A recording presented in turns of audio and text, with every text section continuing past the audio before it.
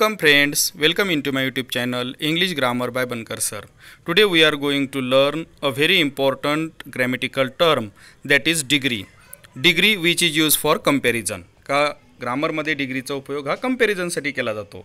चला तर मग आणि आपल्या या व्हिडिओ मध्ये आपण कशी डिग्री ओळखायची, कोणती डिग्री ती आहे आणि चेंज कशी करायची, म्हणजे चेंज द डिग्री आणि आयडेंटिफाय द डिग्री, या दोन थिंग्स आपण या ठिकाणी शिकणार आहोत. कारण 12 स्टँडर्ड 10 स्टँडर्ड तसेच ग्रॅज्युएशनच्या एक्झाममध्ये सुद्धा आणि आपल्या 5वी पासून तर 5th स्टँडर्ड पासून तर 10 स्टँडर्ड पर्यंतच्या प्रत्येक एक्झाममध्ये इंग्लिश ॲक्टिव्हिटी सीटमध्ये डिग्रीवरती 100% त्या ठिकाणी एखादा तरी क्वेश्चन आलेलाच असतो.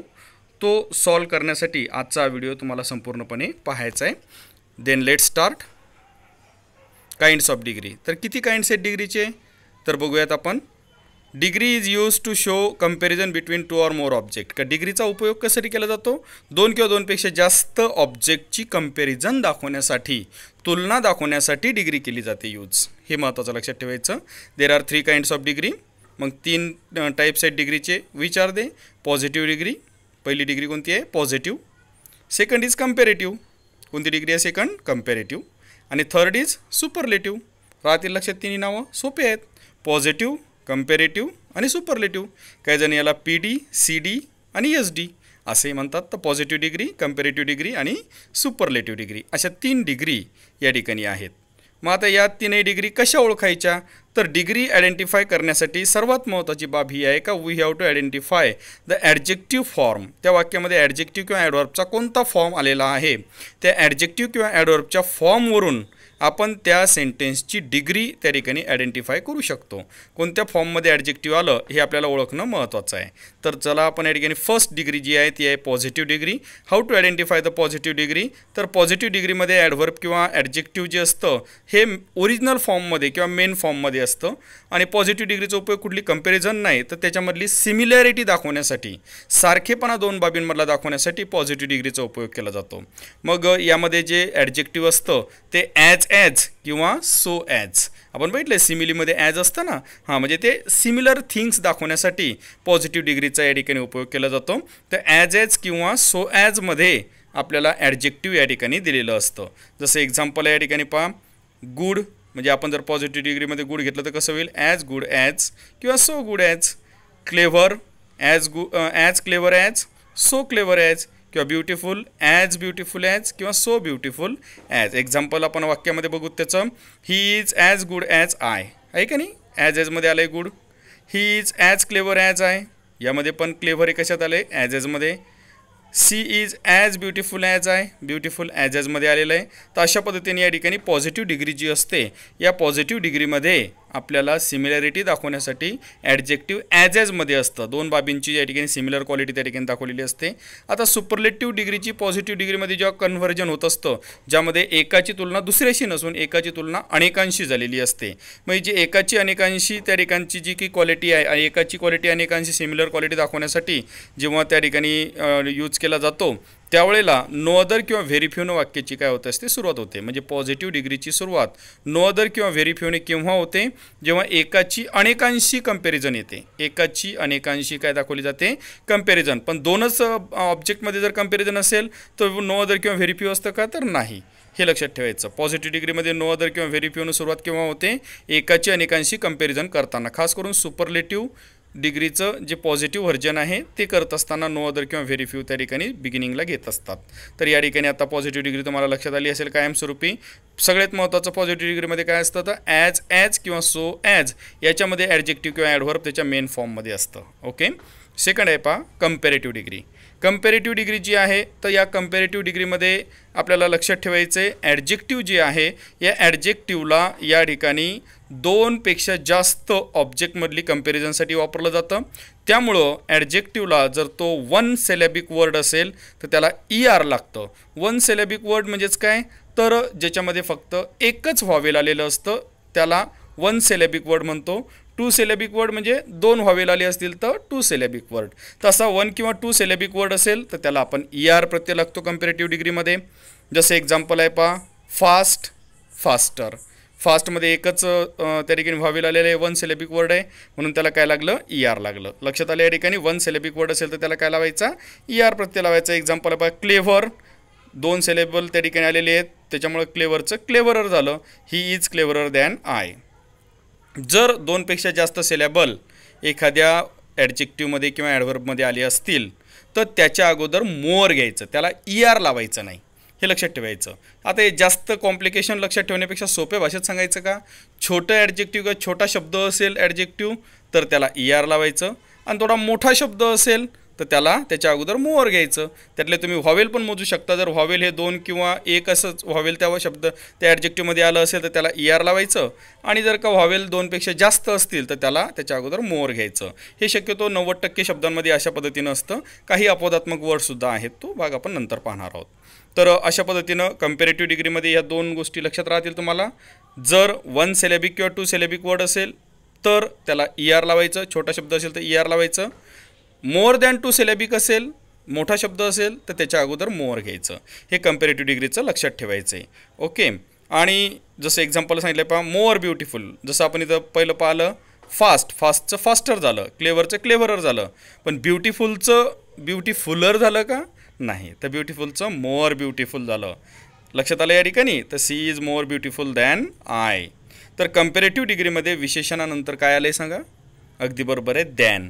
हे महत्त्वाचं या ठिकाणी लक्षात ठेवायचं का, कंपॅरेटिव्ह डिग्रीमध्ये विशेषणानंतर काय येतं, दॅन येतं. म्हणजे कंपॅरेटिव्ह डिग्री आयडेंटिफाय करण्यासाठी ॲडजेक्टिव्हचा फॉर्म जर बघितला आपण तर त्याला 1 सिलेबिक 2 सिलेबिक वर्ड असेल तर ई आर लागतं, जास्त सिलेबिक वर्ड असेल तर त्याच्या अगोदर मोर घेतलं जातं, आणि विशेषणानंतर ॲडजेक्टिव्ह नंतर दॅन त्या ठिकाणी येत असतं.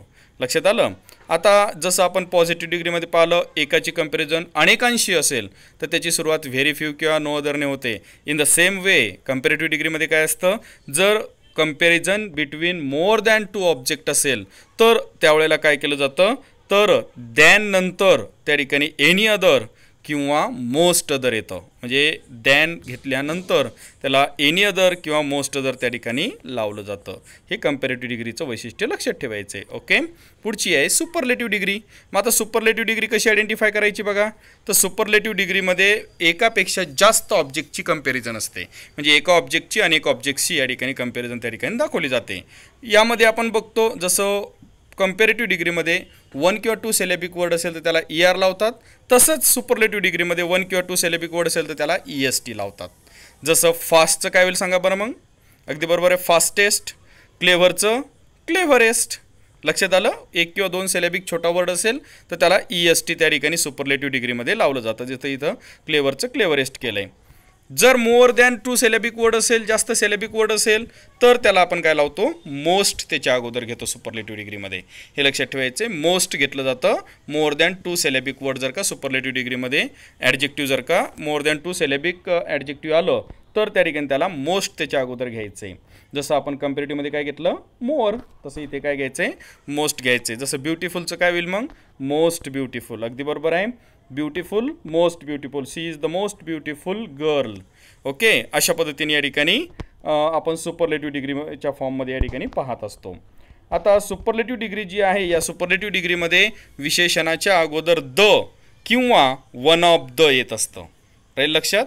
सुपरलेटिव्ह डिग्रीमध्ये विशेषणा अगोदर द किंवा वन ऑफ द हे त्यामध्ये येत असते. कायमचं लक्षात ठेवायचं आहे. म्हणजे सुपरलेटिव्ह डिग्री ओळखणे, आयडेंटिफाय करणे तुम्हाला कोणत्याही प्रकारची समस्या आता राहणार नाही असं मला या ठिकाणी वाटतं.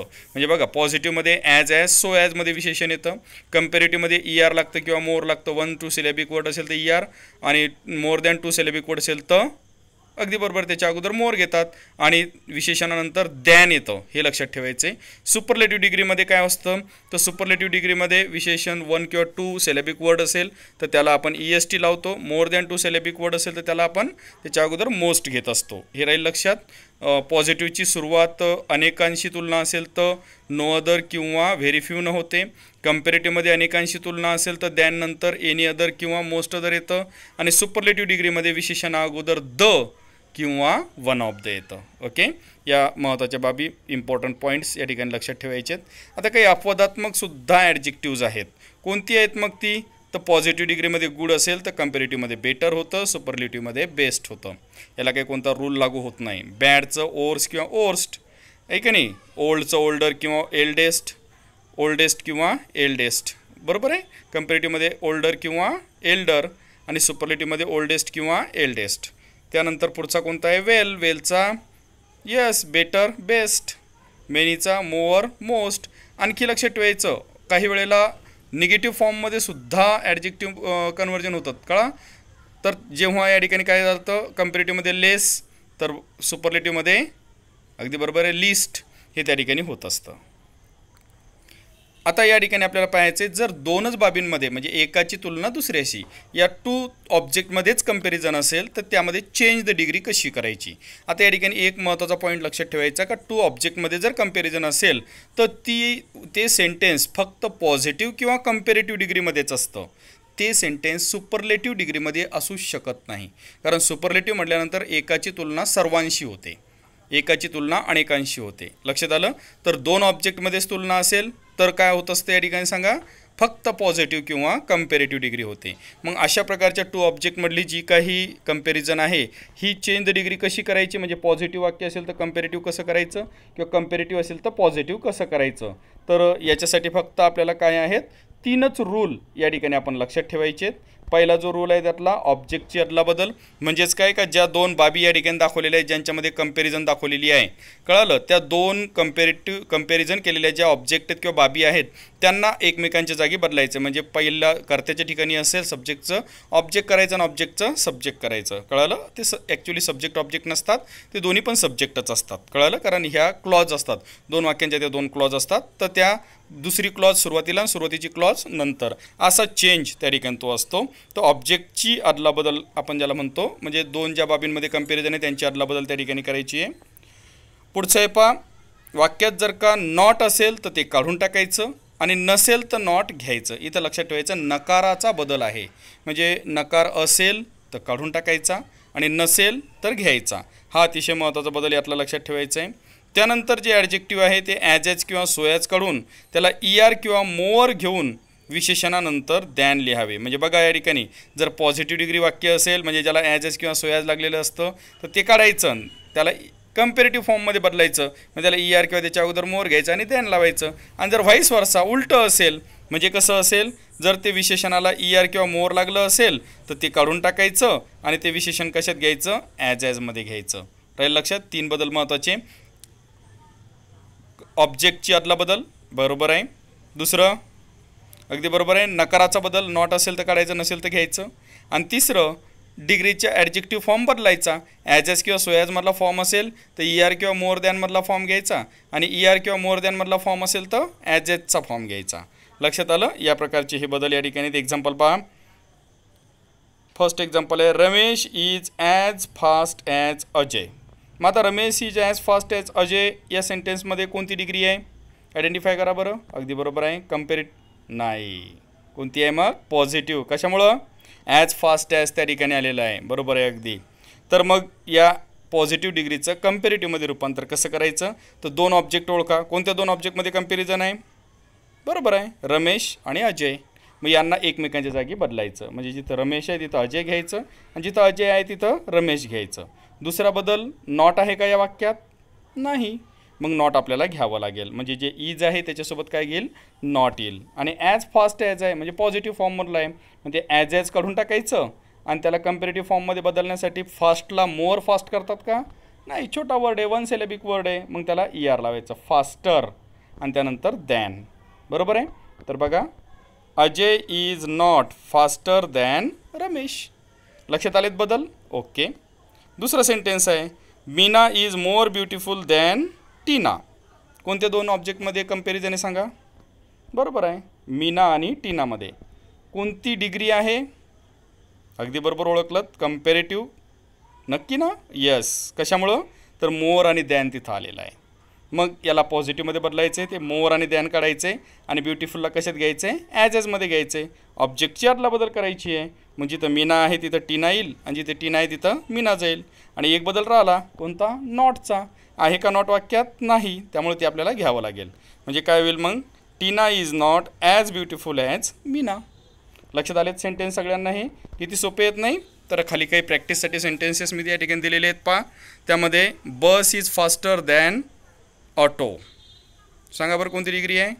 अगदी बरोबर आहे, कंपेरेटिव्ह आहे, पॉझिटिव्ह करावं लागेल त्याचं तुम्हाला, आहे का नाही? बाकीचं दुसरी वाक्य तुम्ही आता घरी करावीत. काही अडचण असेल तर मला कॉमेंट बॉक्समध्ये सांगायचं आहे. आणि तुम्हाला आजचा व्हिडिओ आवडला असेल तर माझ्या या चॅनलला लाईक करा, शेअर करा आणि सबस्क्राईब करायला विसरू नका. Okay, thanks. Stay home, stay safe.